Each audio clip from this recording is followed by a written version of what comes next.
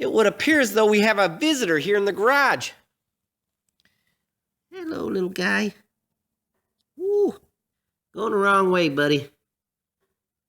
Going the wrong way. Well, so let's start part 2, guys. For those of you that didn't see part 1, I'll leave a link in the description below. And what we're doing is repairing a, I think it's a 98 Kawasaki four-wheeler, a Bayou.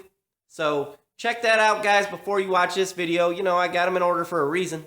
And we'll get started putting this thing back together.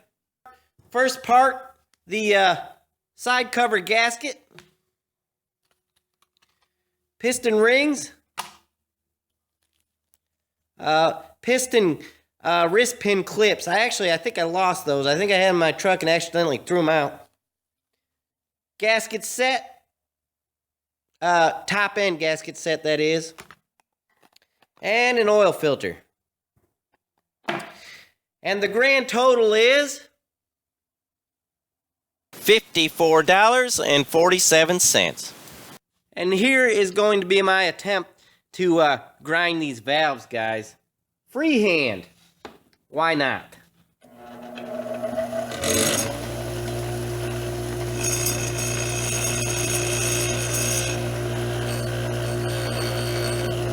I'm going to clean these valves up just a little bit more. So I've come up with this little creation. The grind was a little rough. So to clean the valve up a little bit more,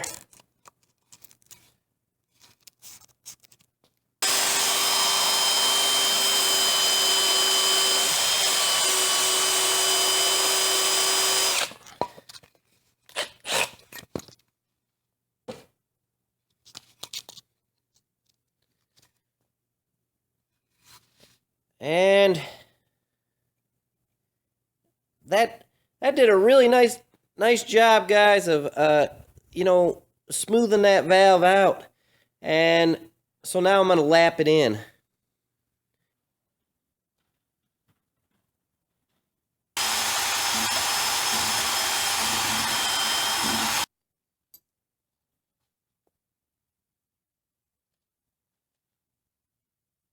So I thought I'd flatten this surface off where the head gasket went. This is just 220 sandpaper.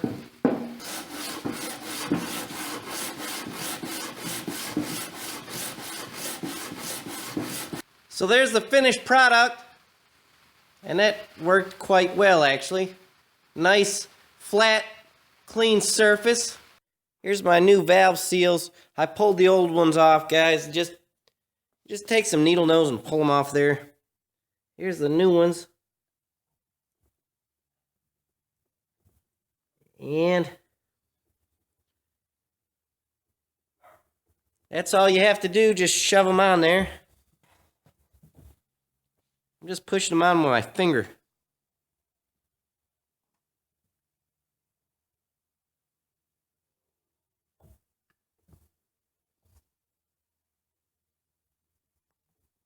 You can feel them pop on. As promised, I'm going to show you how to use this installation tool. If you'll remember, we used this part to remove the keepers. Now we're going to use this part to put them back on. Valves in there. Need to put a rag or something under here to hold that valve up. Keep it held firmly up. And the springs will be next.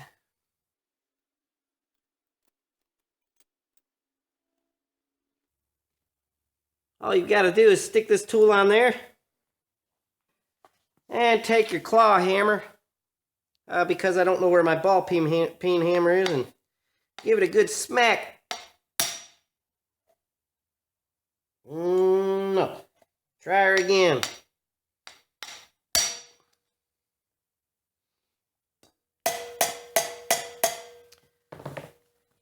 And as you can see, it installed the keepers. Now the exhaust side.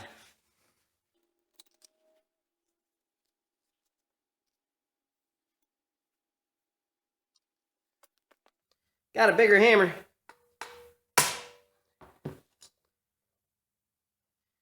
And that's all it takes.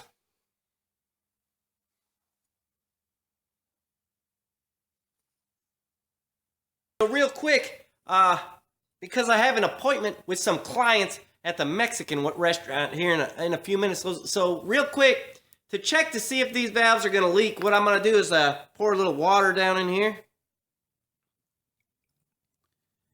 And now, we just, you just look. Can you guys, let me.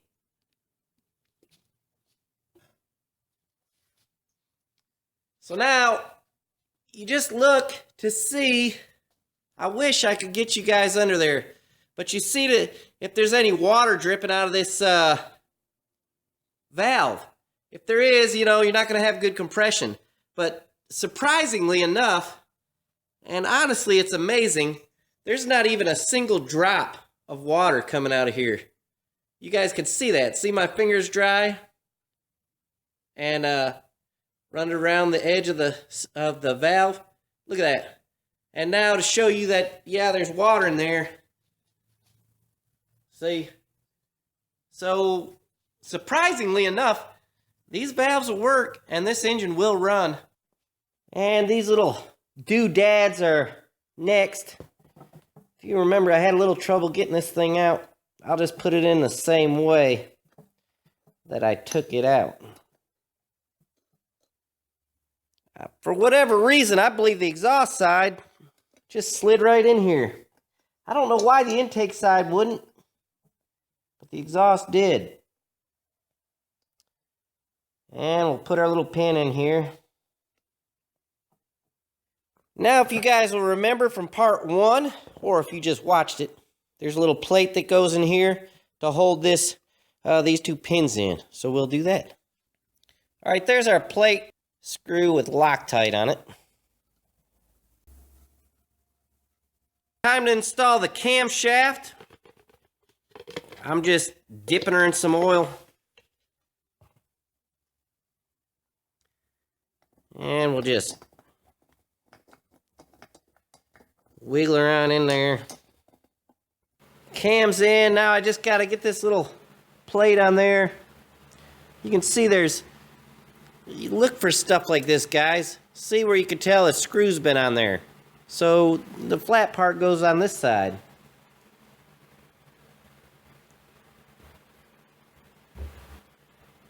Let's get this side cover on. I don't think it should have ever been took off, but whoever worked on it before thought it should. It's got these pins in here. See these little dowel pins to hold. That'll hold the gasket, and it keeps the cover lined up straight on there. There's several of those on this engine. We need to put a little oil on that bearing where I cleaned it, because we don't want to run it dry.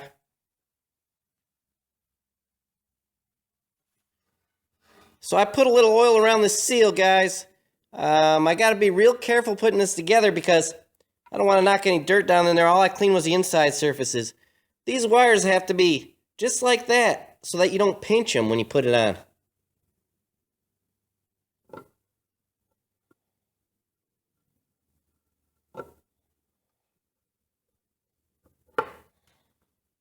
Now let me show you what I meant about those wires.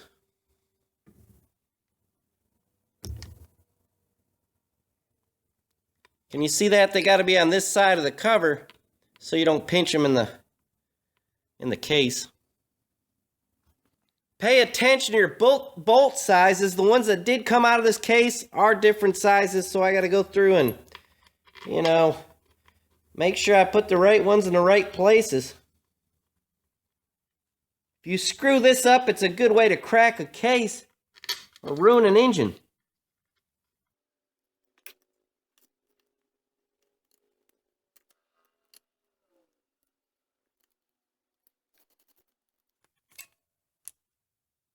You see that right there?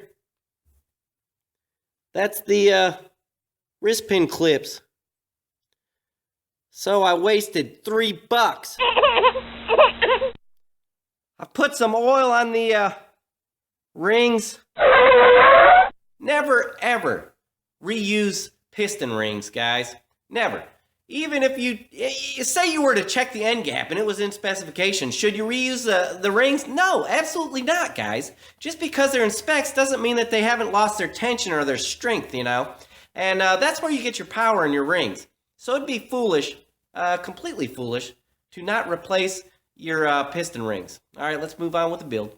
And just want to check the position of them again. This one has escaped and gone to the wrong spot. There we go. And now we'll put the piston on.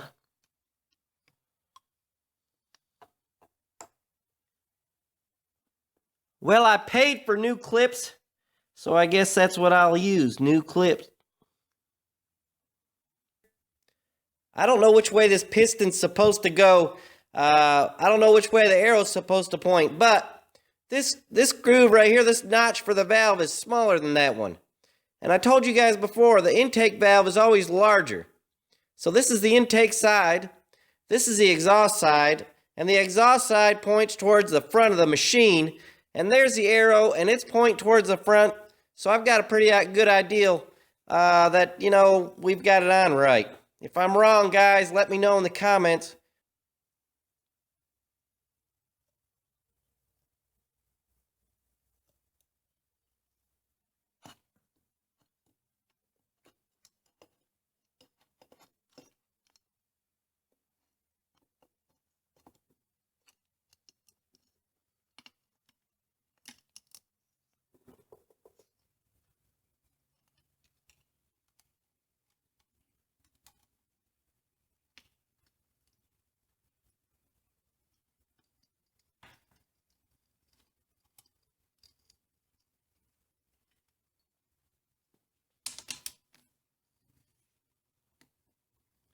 How many guys, when they torque heads down, if the specs are 100 pounds, whoa, go to 105? Is that common? Or do people just stick right with where they're supposed to be at on them? Whoop.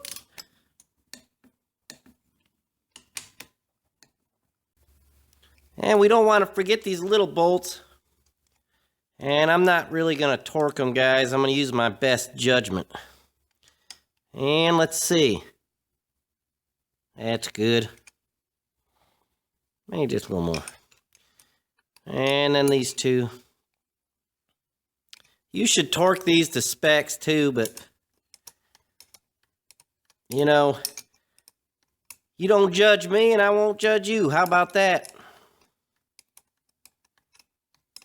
Well, that's it for this video. I'm just out of time, guys.